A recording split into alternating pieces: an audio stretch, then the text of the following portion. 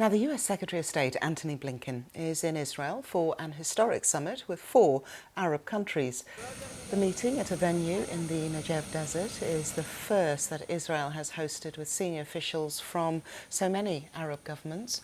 It follows the signing in recent years of US-brokered deals to normalise ties.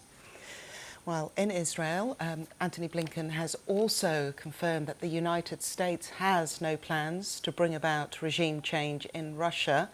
His comments come a day after President Biden said that his Russian counterpart, Vladimir Putin, should not be allowed to remain in power. Speaking in Jerusalem, Mr. Blinken said any decision about whether President Putin should remain in office was in the hands of the Russian people.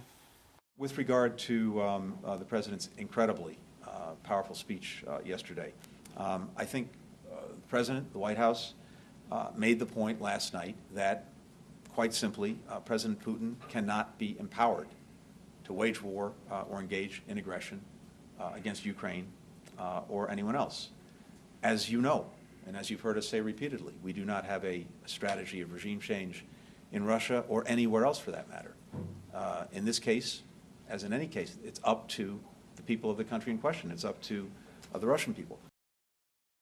Well, that was the US Secretary of State speaking from that summit taking place in Israel. And our Middle East correspondent, Yolande Nell, has more on that.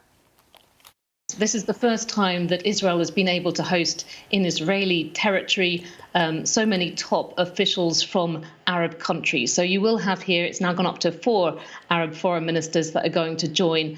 The foreign ministers from the United Arab Emirates, from Bahrain and from Morocco. Those are all countries with which Israel has had one of these US-brokered normalization deals, the so-called Abraham Accords, in the past year and a half. Also, Egypt will be here. The Egyptian foreign minister is coming, and Egypt has actually just marked 43 years since it signed its peace treaty with Israel. But of course, that peace treaty was always described as having produced a kind of cold peace. It's very much a different situation with those other Arab countries.